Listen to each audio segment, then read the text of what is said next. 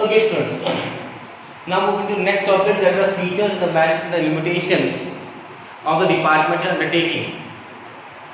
Earlier in the previous video, we have talked about what do you mean by what is Indian economy. It's a mixed economy, including the government sector and the private sectors.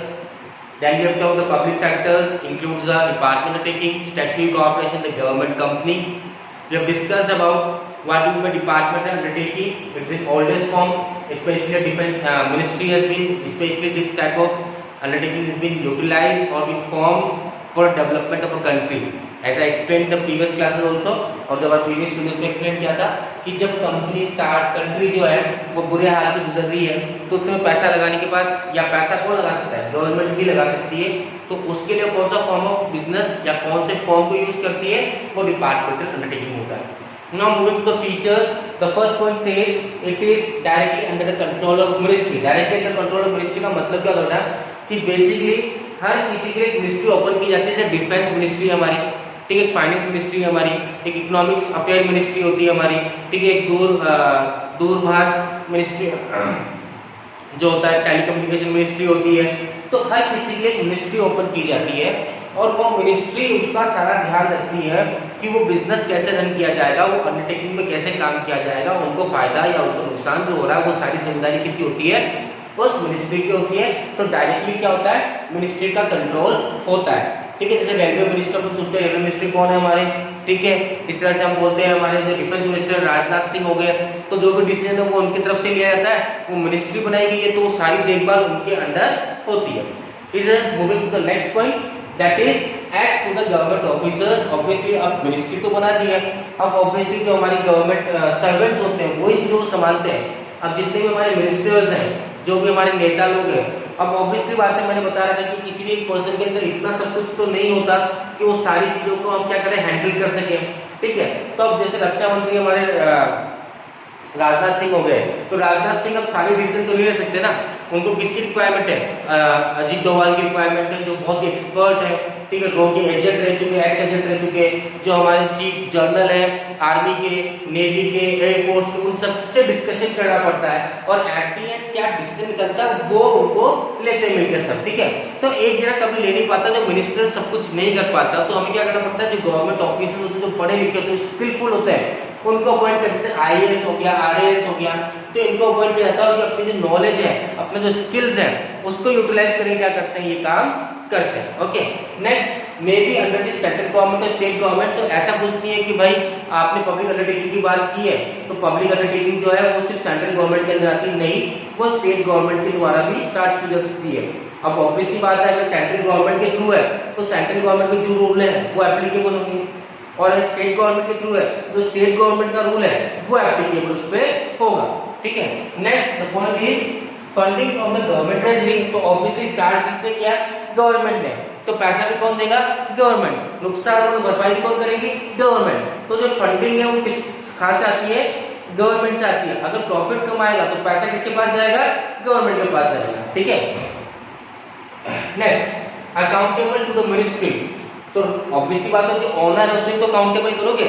अगर आपका business है तो responsible accountable मतलब किसको बोलेगी, company आगे हम कमाए नहीं कमाए, मैनेजर्स किसको बोलेंगे, जो आप ओनर हो आपको तो बोलेगी कंपनी ने इस साल इतना कमाया, इस साल इतने घाटे में गया। तो रिस्पॉन्सिबिलिटी किसकी है, मिनिस्ट्री की है, ठीक है। तो अकाउंटेबल टू द मिनिस्ट्री।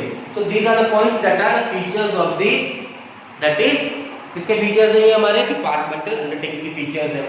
इसी तरह से उसकी मेरिट्स को लेकर बात करते हैं, what does the merits mean. तो मेरिट्स में सबसे पहले आता है बेटा, since control is direct and centralised, this undertaking facilitate the parliament to exercise effective control over them. Obviously centralised control होता है, जैसे मैंने बताया कि मिनिस्ट्री बनी हुई है, डिफेंस मिनिस्ट्री बनी हुई है, टेलीकम्युनिकेशन मिनिस्ट्री बनी हुई है, एक्सटर्नल अफेयर्स मिनिस्ट्री बनी हुई है, रेलवे मिनिस्ट्री बनी हुई है, सबकी मिनिस्ट्री बनी हुई है। तो ऑब्वियसली जो मिनिस्टर्स कहाँ बैठते हैं, पार्लियामेंट में बैठते हैं। तो डायरेक्टली क्या पार्लियामेंट से ही कंट्रोल किया जाता है कि इस साल हम ये करेंगे, इस साल हम इतना पैसा फंडिंग प्रोवाइड करेंगे, इस साल इसका उद्देश्य ये रहेगा, विजन ये रहेगा, विजन ये रहेगा। अगर आपने पार्लियामेंट कभी देखा हो, और पार्लियामेंट में जब भी कोई मिनिस्टर अपने अंडरटेकिंग के बारे में बात करता है तो बताता है कि पिछले साल हमने क्या किया, इस साल हम क्या करने की सोच रहे हैं और इससे क्या क्या फायदा होगा। Everything has to be discuss. तो सेंट्रलाइज कंट्रोल रहता है सबका, ठीक है, मनमर्जी नहीं चलेगी। Then there is a high degree of public accountability. It says क्योंकि पैसा किसका है? गवर्नमेंट का। पर गवर्नमेंट का पैसा कहाँ से आएगा? पब्लिक से। तो पब्लिक अकाउंटेबल है पूछने के लिए, भाई आप इतनी चीजें महंगी करते जा रहे हो, जो हमसे टैक्स ले रहे हो उस टैक्स का मतलब क्या है? फिर हम टैक्स दे रहे हैं आपको, हम सेल्स हर तरह का टैक्स देते हैं आपको, आप जो भी टैक्स लगाते हो, आप जो भी चार्जेस लगाते हो हम पे कर रहे हैं, but what ever in the return, return में क्या मिल रहा है हमें? तो रिटर्न में हमें ये मिलता है कि पब्लिक अकाउंटेबिलिटी बहुत जरूरी है। तो गवर्नमेंट को चीज साबित करनी पड़ती है कि भाई हमने जो अंडरटेकिंग स्टार्ट की है इसका फायदा किसको पहुंच रहा है? पब्लिक को पहुंच रहा है या नहीं पहुंच रहा। Okay, next third point, source of income for the government. Obviously अब पैसा गवर्नमेंट लगा रही है तो कहीं ना कहीं पैसा भी जनरेट करना पड़ेगा ना। ऐसा तो है नहीं पैसा लगता है डाई छपी भी उनके पास कि पैसा छाप लो छाप लो छाप लो और पैसे कमी थोड़ी है, छाप ले कम पड़ गया छाप ले कम पड़ गया छाप ले, नहीं ऐसा नहीं हो सकता। एक सिस्टम रूटीन होता है, भाई पैसा जाता ही रहेगा तो खत्म हो जाएगा ना, तो रिटर्न में तो आना चाहिए, चाहे वो हम रीजनेबल प्रॉफिट कमा रहे हैं, मोटिव क्या हमारा? सर्विस मोटिव ही है, पर इतना तो प्रॉफिट कमाए कि जो हमारे जेब से खर्चा लग रहा है उतना तो कम से कम रिटर्न आ जाना चाहिए। ठीक है, source of income for the government. Next, जहां पे बात होती है नेशनल सिक्योरिटी को लेकर, जहां भी देश की रक्षा को लेकर बात होती है कि देश की रक्षा करना जरूरी है, नहीं तो देश को नुकसान हो सकता है, वहां पे डिपार्टमेंटल अंडरटेकिंग से बेटर कोई चीज हो ही नहीं सकती, क्योंकि यहाँ पे संभाल ही कौन रहा है? गवर्नमेंट। और गवर्नमेंट ऐसा कोई काम करेगी जिससे अपना ही देश बिक जाए या अपने देश को दूसरे लोग कब्जा कर ले, ऐसा काम कोई करेगा नहीं। इसलिए हम क्या करते हैं, यहाँ पे नेशनल सिक्योरिटी की जहाँ बात आती है, डिफेंस गवर्नमेंट के अंदर ही है, एटॉमिक एनर्जी गवर्नमेंट के अंदर, तो ये चीजें गवर्नमेंट अपने पास ही रखती है, इनको किसी को प्रोवाइड प्राइवेट सेक्टर प्रोवाइड नहीं करती है। अगर प्राइवेट सेक्टर प्रोवाइड कर दोगे तो फिर वही है कि लोग प्रॉफिट के मोटिव के बेसिस पे कुछ भी कर जाएंगे। Then we come to next topic, limitation. अब आप लोग क्या कर सकते हो, अपनी बुक के थ्रू लिमिटेशंस को पढ़ सकते हो। मैं लिमिटेशन रीड आउट करता हूँ आप लोग के लिए। The first limitation says departmental undertaking fails to provide the flexibility which is essential for the smooth operation of the business। Obviously बात है, एक मेरा बिजनेस होगा आपका बिजनेस होगा, कोई प्रॉब्लम आएगी तो फट से हम क्या कर लेंगे, सॉल्यूशन ढूंढ लेंगे, फट से हमारी चीजों को सही कर देंगे। पर पब्लिक जो डिपार्टमेंट है किसके अंदर आता है बेटा? मिनिस्ट्री के अंदर आता है। और मिनिस्ट्री थोड़ी सी क्या होती है, अकड़ू होती है, रिजिड होता है, मीन्स वो फ्लेक्सिबल काम नहीं कर सकता कि सडनली चेंज करना, उसके लिए पूरा प्रोसेस फॉलो करना पड़ेगा। ठीक है, आपको मिनिस्ट्री से अप्रूवल लेना पड़ेगा, तो इट टुक टाइम। और उतनी देर में तो क्या होगा, जो घंटादार होना, जो नुकसान होना वो तो हो गया, निकल गया। तो फ्लेक्सिबिलिटी नहीं है, जो एक बार डिसाइड कर लिया वो कर लिया, बाद में उसको चेंज करने में काफी टाइम लगता है। Then the employees are not allowed to take the independent decisions without the approval of the ministry। Obviously अब बना तो दिया आपने IAS RAS को, ऑफिसर्स को बना दिए, पर एट द एंड डिसीजन कौन लेगा? मिनिस्ट्री लेगा। IAS है कितने समझदार हो, बहुत समझदार, पढ़ा लिखा पर्सन, इतने साल अपनी जिंदगी रहता है, वो बहुत स्किलफुल है बाकी सबसे, वो डिसीजन लेता है, फिर उसके बाद वो मिनिस्ट्री के पास जाएगा, मिनिस्टर उसे साइन करेगा, उसको समझाएगा, फिर वो घोषणा करेंगे।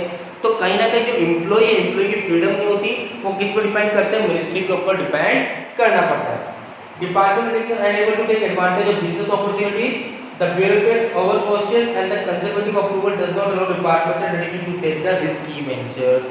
तो ऐसा जैसे हम बोलते हैं, जैसे आज मैं अपने प्राइवेट को बिजनेस किया तो हम रिस्क लेने को तैयार होते हैं, देखा जाएगा यार पैसा कमाने की सोचते हैं अपन, तो कोई बात नहीं, थोड़ा सा रिस्क लेना भी चाहिए, देखा जाएगा पैसा कमाते हैं ये नहीं कमाते, तो हम रिस्क ले सकते हैं। पर in case of department taking, government risk नहीं लेती, गवर्नमेंट नहीं यार सीधा चल रहा ना, भेड़ की चाल चलते रहो, सीधी नाड़ करो, चलते रहो चलते रहो चलते रहो चलते रहो, कहाँ चलना वहाँ चलते रहो, बस। उनको मतलब नहीं कि ये शॉर्टकट जाएगा तो हम जल्दी पहुंच जाएंगे, नहीं, हम तो ऐसा लंबा रूट लेके जाएंगे वैसा। ठीक है, तो कहीं ना कहीं जो बिजनेस अपॉर्चुनिटीज होती है जहाँ पे हम पैसा कमा सकते हैं, डिपार्टमेंट टेकिंग में वो चीज नहीं हो सकती। The red tapism, red tapism का मतलब है घूसखोरी। अब आपको पता है मिनिस्ट्री है, गवर्नमेंट का काम है, घूसखोरी बिना तो काम हो सकते हैं। अरे फाइल पास करवाना है, फाइल का हल्की लग रही है सरकार, इसको कुछ पैसे लगाइए, तो 5000 6000 2000 1500 तो कुछ रखने ही पड़ेंगे। तो रेड टेपिज्म का मतलब है यहाँ पे क्या होता है, करप्शन बहुत ज्यादा है, क्योंकि आप थोड़ी मिनिस्टर को जाकर पूछोगे पैसा कहाँ गया, मिनिस्टर बोलेगा नुकसान है, लॉस में चला गया पैसा, मिनिस्टर लेके चला गया। Okay, then there is a lot of political interference to the ministry। Political interference बहुत होता है, हर चीज से आपको जवाब देनी पड़ती है, हर चीज के लिए आपको जवाब देना पड़ता है, ऐसा क्यों किया, ऐसा क्यों नहीं किया, किया तो क्या फायदा हुआ क्या नहीं हुआ।